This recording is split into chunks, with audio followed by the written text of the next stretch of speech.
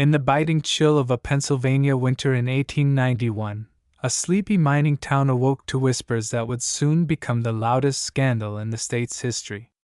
The snow lay heavy on the rooftops, muffling every sound except for the echo of horse hooves on the icy streets. Life was slow here, until the arrival of a traveling carnival that promised wonders from across the world. It was called Hargrove's Marvels and Oddities, a name painted in gold letters on weathered red canvas. The townsfolk gathered at the fairground, drawn in by posters of sword swallowers, bearded ladies, fire breathers, and men who claimed to have the strength of 10. The air reeked of sawdust and roasted peanuts, but it was the music, that eerie, tinny calliope tune, that made children both laugh and shiver. But behind the bright lights and painted smiles, the carnival held a darkness no one could imagine. For weeks, strange rumors began to drift through the taverns. Workers from the fair were rarely seen outside the showgrounds. Some said performers seemed frightened, their eyes darting like trapped animals. Others swore they heard muffled cries late at night from the big top tent, cries that were quickly silenced. The truth began to surface when a young stable boy named Eli Turner was sent to deliver a sack of grain to the carnival's horses. As he passed the back of the main tent, he noticed something odd, a heavy wooden door half hidden behind stacked crates. From behind it came a faint rattling, like chains brushing against stone. Then came the sound that froze him where he stood, a voice, weak and trembling, whispering, "Help, please!" Eli ran to the sheriff's office, his face pale and lips trembling. At first, Sheriff Benjamin Coyle dismissed the boy's story as childish imagination. But when Eli returned the next morning, more insistent and fearful, the sheriff decided to investigate. On the evening of December 14th, Sheriff Coyle, 2 deputies, and the town's blacksmith approached the carnival grounds under the cover of darkness. The air was still. The calliope had gone silent. They moved to the hidden door Eli had described, their boots crunching on frost. The sheriff knocked. No answer. He gave a nod, and the blacksmith's hammer came down on the rusty padlock. The door swung open, and what they saw would haunt them for the rest of their lives. A narrow, damp stairwell led down to a stone basement lit by a single flickering lantern. The smell hit first, a suffocating stench of sweat, unwashed bodies, and something far worse. And then, they heard it. The clinking of chains. 17 people sat huddled in the shadows, their wrists and ankles bound by iron shackles bolted to the floor. Some were dressed in tattered stage costumes, others barely covered with filthy blankets. Their faces were pale and sunken, eyes wide with terror. There was the bearded lady, her hair matted and gray, a young contortionist whose limbs trembled from exhaustion, a strong man reduced to skin and bone. One man, barely more than a skeleton, spoke first. His voice was hoarse but steady. "They told us we'd travel the world, that we'd be famous. But when we tried to leave..." He gestured weakly to the chains. The sheriff realized at once, these were not performers who chose the stage. They were prisoners. Forced to perform, starved when they resisted, beaten when they tried to escape. For years, they had been hidden in this basement between shows, taken out only to earn their captors' money. As deputies began breaking the chains, the performers cried, some in relief, others too weak to even lift their heads. But the nightmare wasn't over. The ringleader, Horace Hargrove, and several of his crew had vanished into the night hours before the rescue. It was clear they had been warned. How they escaped, no one knew, but their wagons were gone, leaving deep tracks in the frozen mud leading out of town. By dawn, word had spread through the entire county. The carnival was gone, but the basement was now a crime scene. Neighbors brought blankets, bread, and hot tea for the freed performers, while the sheriff swore to hunt Hargrove to the ends of the earth. The investigation revealed even darker truths. Some of the captives had been with Hargrove's troupe for over a decade, passed from one owner to another in a network of cruel showmen. And it was whispered that some who resisted too strongly were never seen again. But there was one detail the sheriff never told the public, something only he and his deputies saw in the basement that night. On the far wall, carved into the damp stone, were strange markings. Words, scratched by fingernails or sharp stones, in a language no one recognized. And beside them, a drawing. A crude, almost childlike sketch of a tall figure wearing a top hat, looming over a line of chained people. When asked about it, one performer whispered something chilling. "That's not Hargrove." All right, let's sink into 1891 Pennsylvania.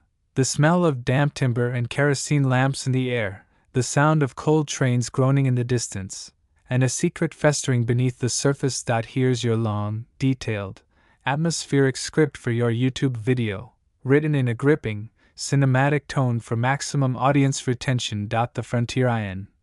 1891 Pennsylvania 8th Freak Show, where 17 performers were found chained in the BASCMENT. The year was 1891. In the cold towns of Pennsylvania, winter didn't just settle in, it clenched its fingers around every roof, every road, every bone. Snow muffled the noise of the streets, but not the whispers. Everyone had heard of the Frontier Inn. An aging 3-story building on the edge of Fayette County, its dark red shutters faded to the color of old blood, and its sign, hand-painted decades earlier, swaying in the wind like a gallows rope. Travelers stopped there on their way west. Salesmen, miners, drifters. They'd eat, drink, sometimes stay a night, but they rarely lingered. The inn's owner, a man known only as Hargrove, kept to himself. Tall, sharp-featured, with eyes like wet coal. Some said he'd worked in the traveling carnivals before settling here. Others claimed he made his fortune elsewhere, though no one could ever say where. By autumn of that year, strange posters began appearing in the surrounding towns. Marvels of the human form, a private exhibition at the Frontier Inn. The designs were crude but unsettling, silhouettes of distorted shapes, crooked spines, elongated limbs. The kind of imagery that made children curious and adults uneasy. Most thought it was another carnival trick, but those who attended the private show never spoke of it afterward. In fact, some never came back. The DISCOVRY January 3, 1891. The snow had piled so high against the side of the Frontier Inn that the local sheriff, Elias McDermott, came to warn Hargrove about a possible roof collapse. Hargrove wasn't there, just an empty front desk and the smell of something metallic lingering in the air. McDermott, uneasy, decided to look around. The first floor was silent. Upstairs, the guest rooms were cold, sheets pulled tight on empty beds. Then, in the kitchen, McDermott noticed a set of thick oak doors in the floor, padlocked. The hinges were stained dark, almost black. The sheriff pried the lock loose with a coal shovel, pushed open the hatch, and descended the narrow steps. What he found in the dim lamplight would haunt him for the rest of his life. 17 people. Men, women, and children, chained by the neck and wrists to iron rings sunk into the stone walls. Their bodies were twisted, starved, and marked with burns. Some were tattooed with strange symbols, half runes, half pictographs. Others bore the unmistakable deformities of what, in those days, were called freaks: a woman with 2 fully formed arms emerging from one shoulder, a man whose skin was patterned like scales, a boy whose eyes reflected the light like a cat's. The smell of mildew and sickness choked the air. Some of the captives barely reacted to McDermott, just stared past him as if they were looking at something only they could see. The legend of Hargrove words spread through the town within hours. But the mystery deepened. Hargrove was gone. So were most of the inn's ledgers, all the money, and, strangest of all, an intricately carved wooden figure found in the basement, left on a stool in the center of the room. It was about a foot tall, humanoid in shape, but exaggerated. Long arms ending in claw-like hands, a crown of carved thorns, and a mouth stretched into an impossible grin. The back was carved with what looked like a map, though no one could tell if it was of a real place. Some said Hargrove wasn't running a freak show for money. They claimed he was collecting. That the deformed weren't just victims of bad luck or cruel biology. They were chosen for something. The carving, they whispered, was part of a ritual. One of the rescued women, later taken to a sanitarium, kept repeating the same thing over and over in her fevered sleep. "He's feeding it! He's feeding it! It's almost ready!" What came after the rescued performers were taken to Pittsburgh for treatment. Many refused to speak of their captivity. A few vanished from hospitals within months, leaving behind only their clothes and bed linen soaked in what appeared to be brackish water. The frontier inn stood abandoned, its windows boarded, the carved figure locked in the sheriff's evidence cabinet. Hargrove was never seen again. But over the next decade, rumors spread of sightings. A tall man with coal-black eyes, traveling with a wagon covered in tarpaulins, offering private shows to those who dared look, and in each place he passed through, livestock would disappear. Wells would sour. And somewhere in the night, a sound would echo, a slow, deliberate tapping, like wood against stone. Epilogue today, the ruins of the frontier inn are little more than a foundation and a few leaning beams, hidden in a tangle of overgrowth. But locals say that if you go there after dark, you can hear the clink of chains below the earth, and smell the faint trace of kerosene and blood. Some even claim that the carved figure is no longer in the sheriff's evidence room, that it vanished decades ago. And those who believe in curses, well, they think it was never just a figure at all. They think it's still out there, and it's still hungry. Alright, I'll give you a long, cinematic, horror historical script for your YouTube video, set in 1891 Pennsylvania, about the freak show where 17 performers were found chained in a basement, with a richly detailed escape, a relentless pursuit, and the chilling reveal of Hargrove's true purpose. Here's your full script so your viewers will feel every shadow, every echo, and every heartbeat. The frontier.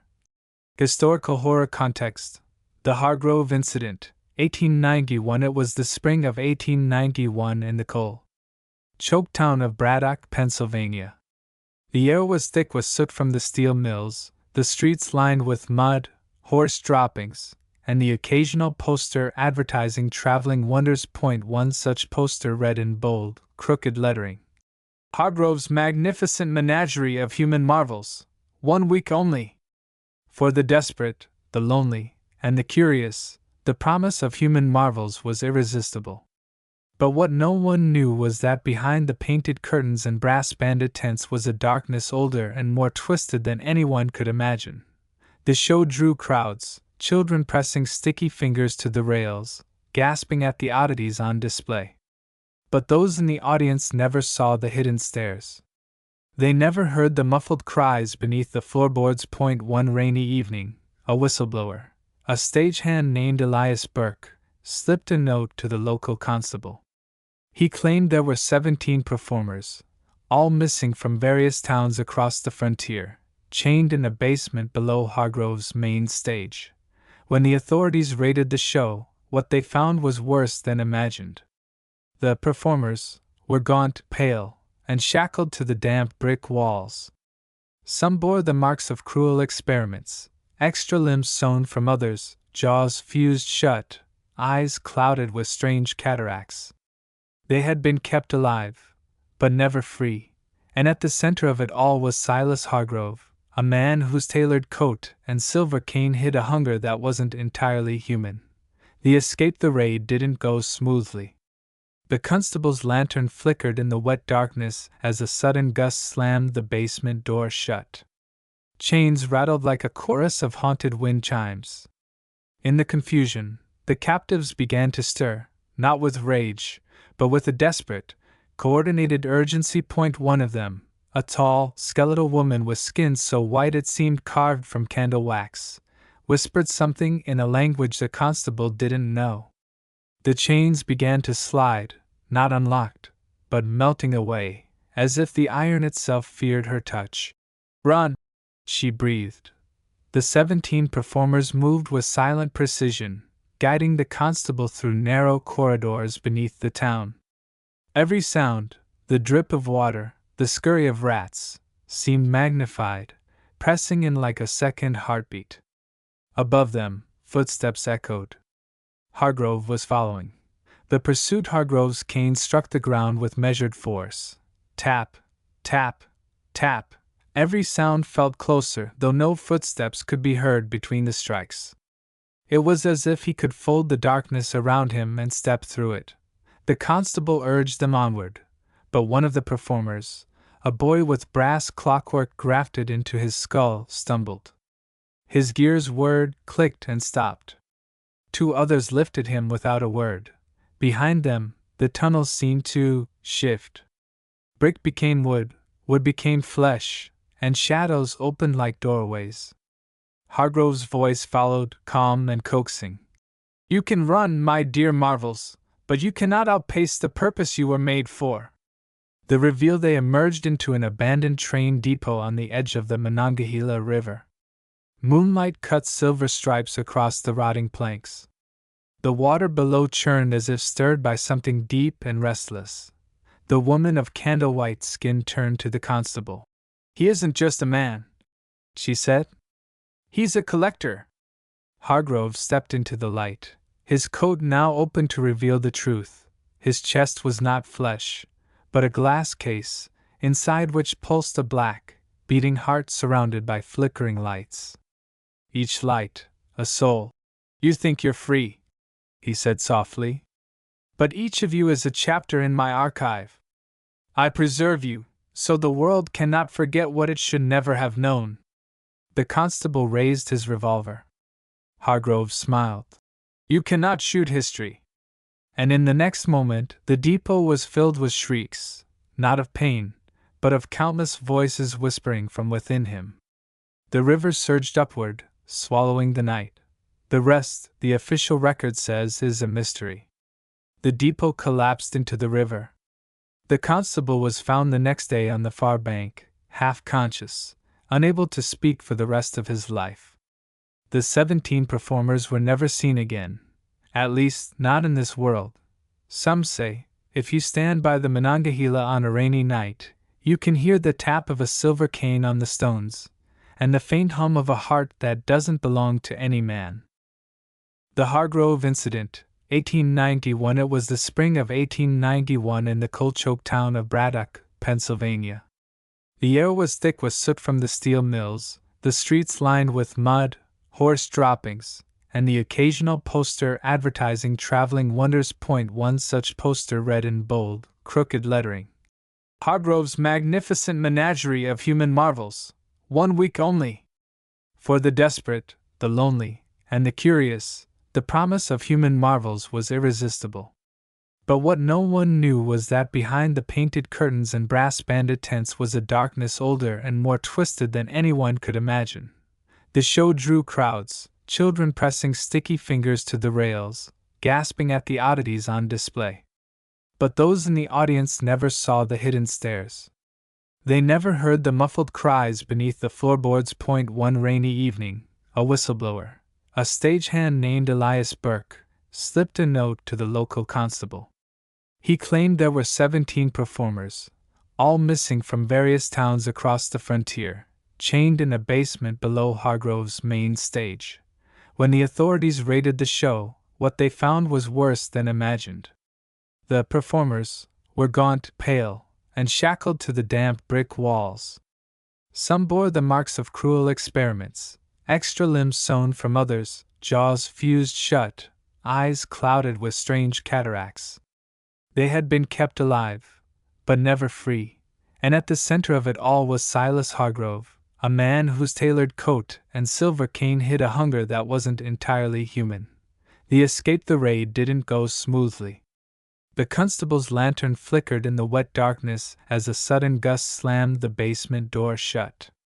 Chains rattled like a chorus of haunted wind chimes. In the confusion, the captives began to stir, not with rage, but with a desperate, coordinated urgency. One of them, A tall, skeletal woman with skin so white it seemed carved from candle wax, whispered something in a language the constable didn't know. The chains began to slide, not unlocked, but melting away, as if the iron itself feared her touch. "Run!" she breathed. The 17 performers moved with silent precision, guiding the constable through narrow corridors beneath the town. Every sound, the drip of water, the scurry of rats, seemed magnified, pressing in like a second heartbeat. Above them, footsteps echoed. Hargrove was following. The pursued Hargrove's cane struck the ground with measured force. Tap, tap, tap. Every sound felt closer, though no footsteps could be heard between the strikes. It was as if he could fold the darkness around him and step through it. The constable urged them onward, but one of the performers, a boy with brass clockwork grafted into his skull, stumbled. His gears whirred, clicked, and stopped. 2 others lifted him without a word. Behind them, the tunnels seemed to shift. Brick became wood, wood became flesh, and shadows opened like doorways. Hargrove's voice followed, calm and coaxing. "You can run, my dear marvels, but you cannot outpace the purpose you were made for." The reveal they emerged into an abandoned train depot on the edge of the Monongahela River. Moonlight cut silver stripes across the rotting planks. The water below churned as if stirred by something deep and restless. The woman of candle-white skin turned to the constable. "He isn't just a man," she said. "He's a collector." Hargrove stepped into the light, his coat now open to reveal the truth. His chest was not flesh, but a glass case, inside which pulsed a black, beating heart surrounded by flickering lights. Each light, a soul. "You think you're free," he said softly. "But each of you is a chapter in my archive. I preserve you, so the world cannot forget what it should never have known."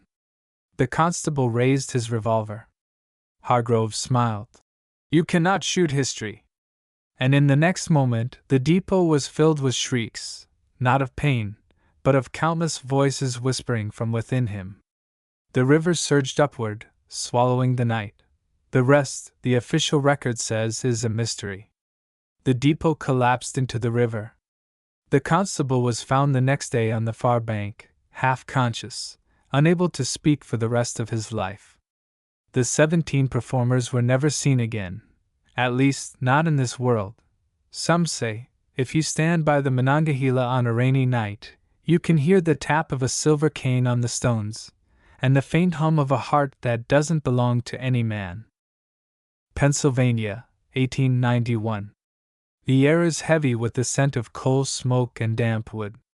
A small rural town rests on the edge of the endless frontier, where the railroads howl in the night and the lantern-lit streets are barely wide enough for a carriage. But within this quiet landscape, something monstrous is unfolding behind closed doors. On the outskirts of town stands Hargrove's traveling exhibition, a sprawling tented freak show that had, for years, entertained and unsettled audiences with its collection of human oddities and bizarre performances. People flocked from farms and mining villages to witness the bearded lady of Prague, the Siamese twins from the Orient, the wolf boy of Siberia. It was the kind of spectacle that fed on both curiosity and cruelty. But what the public didn't know was that the performances were just the surface. Beneath the stage, hidden from the gaze of the paying crowd, was a nightmare that would stain the history of the frontier forever. It began with whispers. Local children claimed they heard cries in the dead of night near the exhibition grounds. A farmhand spoke of strange deliveries arriving after midnight, wooden crates that groaned as if something alive was inside. At first, no one dared to question it. After all, Hargrove was a man of influence, charming and generous when the occasion demanded it. But the truth began to leak when a drunken stagehand stumbled into the sheriff's office, muttering about chains in the dark and people who never saw the sun. The sheriff, skeptical but uneasy, gathered a small posse. They moved toward the exhibition grounds under the cover of darkness. The tents loomed silent, the smell of grease paint and sweat still hanging in the air from the day's shows. When they forced open the main tent's rear flap, they found a trapdoor in the wooden flooring, bolted shut. The sound that escaped when the bolts were loosened was unlike anything they had ever heard, a chorus of muffled sobs, desperate gasps, and the rattling of metal. Lanterns in hand, they descended into the basement. The light flickered across damp stone walls, revealing what the sheriff later described as a human menagerie of despair. 17 performers were chained to the walls in cramped cells. Not actors, not volunteers, but captives. Some were barely clothed, their eyes sunken from hunger. Others bore marks of whips and shackles. They came from far corners of the world, tricked or stolen from their homes, each with a body or feature that Hargrove had deemed profitable for his show. The bearded lady's once proud face was streaked with tears. The wolf boy's hair was matted, his voice barely a whisper. A contortionist from France sat curled in a corner, her limbs trembling uncontrollably. Each carried a story of betrayal, recruited with promises of wealth and fame, only to be bound, starved, and paraded before gawking crowds. When the captives saw the lanterns, some screamed in terror, mistaking the rescuers for more handlers. But slowly, the realization dawned: freedom had come. Chains were broken, iron collars were smashed. Some could barely walk and had to be carried into the cold night air. The sheriff later said that seeing them step into the moonlight for the first time was like watching the dead return to the living. Hargrove was nowhere to be found. His wagon, along with a small fortune in coins and contracts, had vanished hours before the raid. What followed was a frenzy of public outrage. Newspapers called it the basement of horrors. Churches thundered against the moral decay of the traveling shows. Politicians demanded tighter laws. But Hargrove remained a ghost, his whereabouts unknown. As for the survivors, their lives took different paths. Some returned to their home countries with the help of charitable societies. Others remained in America, trying to build quiet lives far from the stage. But the scars, physical and emotional, never faded, and yet the story does not end here. For decades, rumors persisted that Hargrove resurfaced under false names, running exhibitions in distant towns, slipping away whenever suspicion grew too sharp. There were sightings in the Dakotas, in Texas, even whispers of him fleeing to South America. But no one could ever prove where he truly went, or whether he continued his dark trade. Even today, some historians say the case was never fully closed. Somewhere out there, in the yellowed pages of old ledgers and the forgotten corners of county records, may lie the key to finding out what became of the man who turned human suffering into profit. And that is where our next chapter begins. It was the year 1891 in rural Pennsylvania, a time when the frontier spirit still lingered, but the shadowy corners of society hid stories darker than most dared imagine. Traveling carnivals crisscrossed the country, bringing with them strange spectacles and exotic curiosities. People flocked to see wonders they could not understand: bearded ladies, giants, contortionists, and fire-eaters. But behind the painted banners and the sound of calliope music, there were secrets. Secrets that would soon shock the nation. One such carnival was run by a man named Silas Cray, a tall, sharp-faced figure with a voice like gravel and eyes cold as winter steel. His carnival was famous for its human curiosities, as he called them. Locals whispered about the eerie way he controlled his troupe, and how no one ever seemed to leave his employment once they joined. Still, the carnival brought business to the towns it visited, and few dared ask questions. When Cray's carnival rolled into a small Pennsylvania town that autumn, the townsfolk were eager for diversion. The banners promised the tallest man alive, the alligator-skinned boy, the woman who could bend like a snake, and other marvels that stirred both wonder and unease. Each night, the big tent filled with gasps, laughter, and sometimes nervous shuffling as the crowd stared at those on stage. But one young local, a carpenter named Thomas Whitaker, noticed something strange. The performers rarely spoke. Their smiles looked forced. And after the shows ended, they never wandered the fairgrounds like carnival workers usually did. Instead, they vanished into the shadows, escorted by Silas himself toward the old building the carnival had rented as its headquarters. One night, after hearing muffled cries carried by the wind, Thomas's curiosity turned to alarm. He followed the sound to the back of the building, a crumbling brick structure that smelled of mildew and damp earth. There, half hidden by rotting wooden doors, he found an entrance to the basement. The air below was thick and sour, and the dim flicker of lantern light revealed a scene out of a nightmare. 17 performers, the same men and women who had been paraded before cheering crowds, were chained to the walls like animals. Heavy iron cuffs cut into their wrists and ankles. Their clothes were tattered, their faces pale with exhaustion. Some stared at Thomas with hollow eyes. Others shrank back in terror, fearing this stranger might be another captor. They told him in hushed voices that Silas Cray had kept them this way for years, some for nearly a decade. They had been bought, tricked, or stolen from faraway towns and foreign lands. Promised fame and fortune, they had found only slavery. Silas allowed them upstairs only for performances, then locked them back underground each night. Thomas's stomach churned. He raced into the night, calling for help. By dawn, the sheriff and a group of armed townsfolk descended upon the carnival grounds.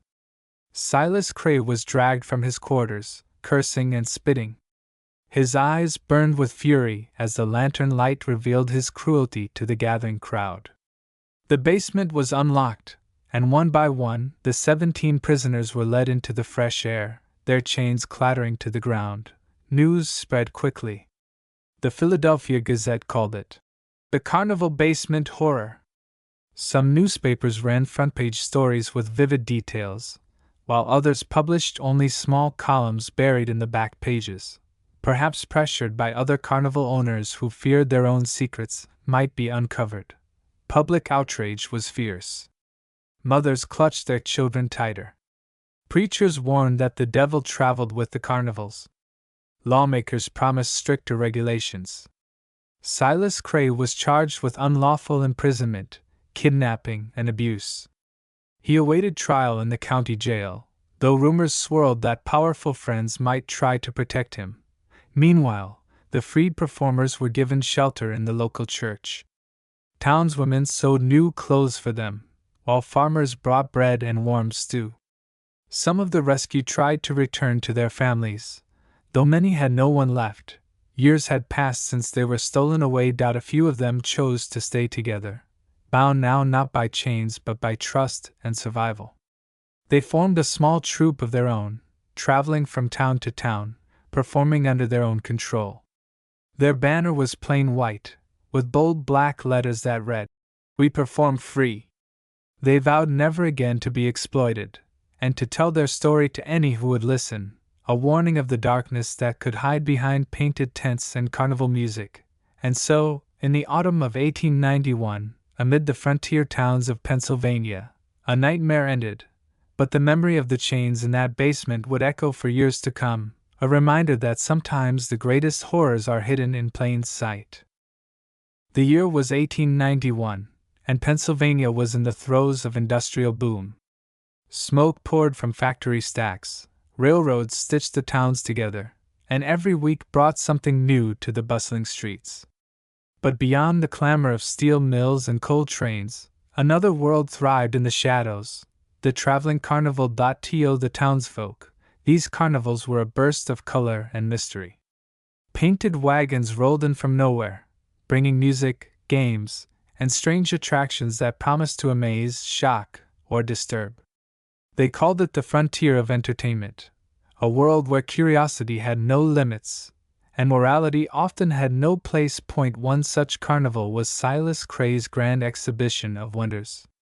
On the surface, it was like any other, banners waving in the wind, barkers shouting about the bearded lady, the world's smallest man, the serpent woman, and the living skeleton. Crowds paid their nickels to gawk and gasp. But behind the bright lights and the smell of popcorn, Silas Cray harbored a secret that would haunt Pennsylvania's history for decades. The carnival stayed in one town for only a few nights before vanishing down the rails, but in the winter of 1891, heavy snow trapped Cray's caravan in a small Pennsylvania town. That's when whispers began. Locals noticed performers who never appeared on stage, shadows moving behind curtained wagons, faint cries at night. And then, silence.it was the sheriff, a man named Thomas Weller, who received the first anonymous letter. Scrawled in shaky handwriting, it claimed, "There are 17 of them, chained, below the floor. They will not survive the winter." At first, Weller dismissed it as nonsense, the ravings of someone with a grudge. But when a second letter arrived, this time with details about the carnival's grounds and a crude map of a basement beneath the main exhibition hall, the sheriff could no longer ignore it. Out on a freezing January morning, Weller and 3 deputies entered the carnival's central tent. Cray wasn't there. The workers scattered as the lawmen pushed past the garish banners. They found the trapdoor exactly where the map said it would be, hidden beneath a rug patterned with gold stars. When they pried it open, a wave of stench and cold air rushed up to meet them. A single oil lamp flickered below. And in that dim, foul-smelling space, they saw them point 17 human beings. Some were shackled to the walls, others to heavy iron rings in the floor. They were dressed in torn costumes, skin pale from lack of sunlight. A man with a twisted spine rocked silently in the corner. A young woman with webbed fingers stared blankly ahead, eyes clouded with hunger and exhaustion. There was a boy so small he could fit inside a barrel, and a giant whose wrists were raw from struggling against his chains. They weren't performers by choice. Many had been sold, tricked, or outright kidnapped. Silas Cray had built his empire not on marvels of nature, but on cruelty and captivity. The Basement 17, as the newspapers would later call them, were his most guarded secret, never shown to the public, kept alive only to be traded, sold, or displayed when profitable. The sheriff's men freed them that day, but freedom was only the beginning of their ordeal. Some were too weak to walk. Others spoke languages no one understood. And the worst truth of all? Many had no homes to return to, their families long gone or believing them dead. Silas Cray was never brought to trial. He vanished into the chaos of the carnival circuit, his face appearing in rumors from Chicago to New Orleans. Some claimed he died in a fire in Kansas. Others swore they saw him years later under a different name. Today, there are almost no official records of the Basement 17. The carnival world moved on, and the story faded into whispers. But in the dusty archives of Pennsylvania, in yellowed newspapers, in brittle sheriff's reports, their names still appear. Each one a reminder that behind the painted banners and bright lights of the 19th century freak shows, there were human lives, often hidden, often suffering, and somewhere, in an unmarked grave, lies Silas Cray, the man who built his fortune on misery. His legacy? Not a monument, not a fortune, but a warning to every performer who dared step into the spotlight. In the world of wonder, the cruelest acts often happen just out of sight.